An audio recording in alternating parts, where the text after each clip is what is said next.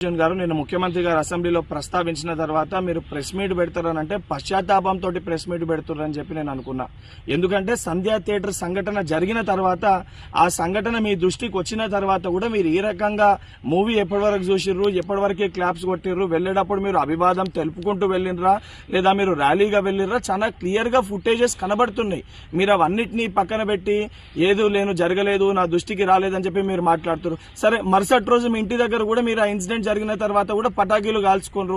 సరే, ఆ విషయాలన్నింటినీ కూడా మేము ప్రస్తావిస్తలేము అని మీరు మాట్లాడుతూ ఏమని అంటారు, తెలుగుని సత్తా చాటుతున్నాం అని మాట్లాడుతున్నారు. తెలుగుని సత్తా చాటేది ఉంటే మన వలన తెలుసో తెలియకనో ఏదైతే సంబంధించి సంఘటనలో మనుషుల ప్రాణాలు పోయే విధంగా అటువంటి ఒక చర్యలు జరిగినప్పుడు దాన్ని ఏదైతే సంబంధించి సానుభూతితోటి స్పందించి ప్రెస్ మీట్ నిర్వహించి ఆ కుటుంబానికి అండదండగా నిలిచే ప్రయత్నం చేయాలి తప్ప నిన్న ముఖ్యమంత్రి గారు ఏదైతే ఈ ప్రజాప్రభుత్వము ప్రజలకు అండదండగా ఉంటది, ఎవరు తప్పు చేసినా కూడా ఊరుకోము శిక్షిస్తామని చెప్పి ముఖ్యమంత్రి గారు వారి స్థాయిలో తెలంగాణ ప్రజానికానికి ఒక ధైర్యం ఒక భరోసా కల్పిస్తుంటే దాని తర్వాత మీరు ఈ రకంగా ప్రెస్ మీట్ పెట్టడం అనేది ఇది సరికాదు.